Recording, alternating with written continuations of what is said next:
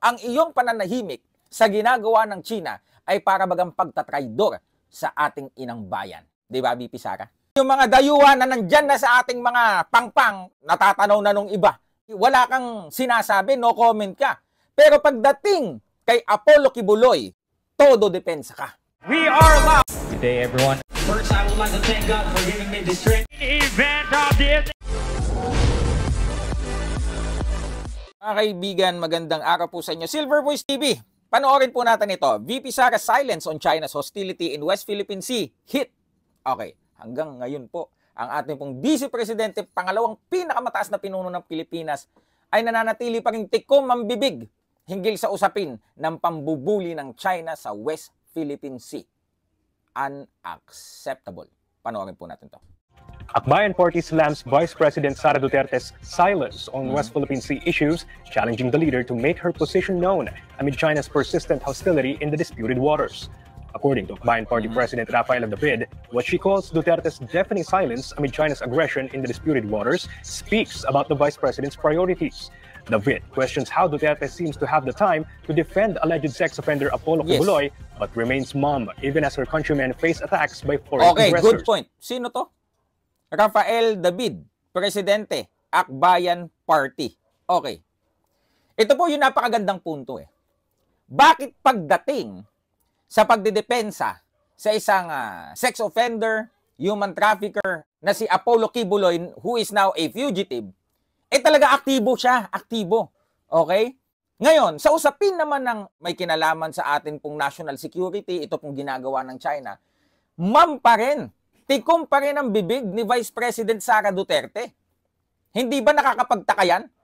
Di ba yung mga dayuhan na nandyan na sa ating mga pangpang na natatanaw na nung iba? Di ba? Wala kang sinasabi, no comment ka. Pero pagdating kay Apollo Kibuloy, todo depensa ka. Yan. Paano nangyari yon? Di sana, kung ganun ang style mo, may consistency, di ba? Tahimik sa issue ng West Philippine Sea, pagdating kay Kibuloy, tahimik din. Sana ganun, parehas.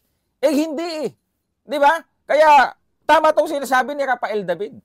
Kung gaano ka eager, kung gaano ka kasipag, di ba? Depensahan ng inyong kaibigan, ng family friend ninyo, na si Apollo Kibuloy, dapat ganun din. Kailangan kaming may marinig sa iyo. Bilang Pilipino, bilang Vice President ng Republika ng Pilipinas, kailangan may marinig kaming sasabihin mo.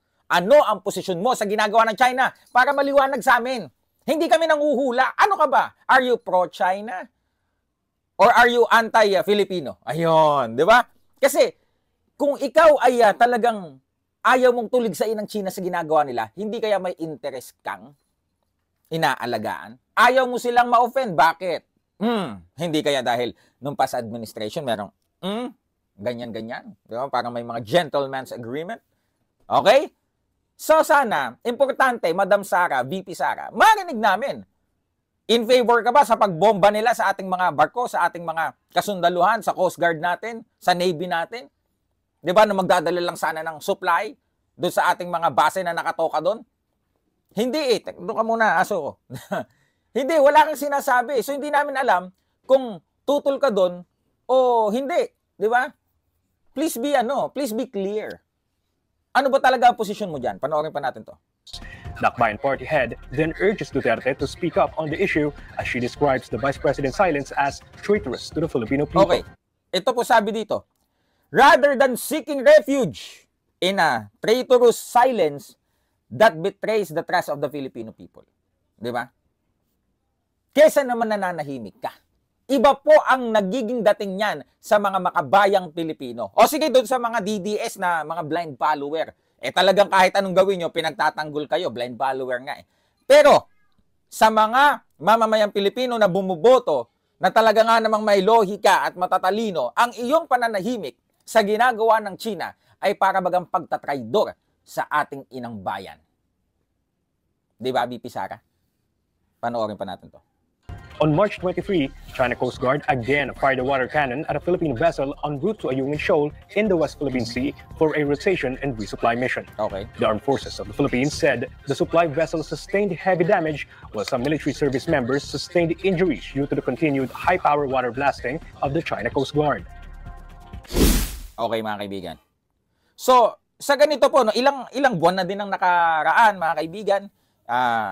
Matagal na ding Vice Presidente si Sara Duterte.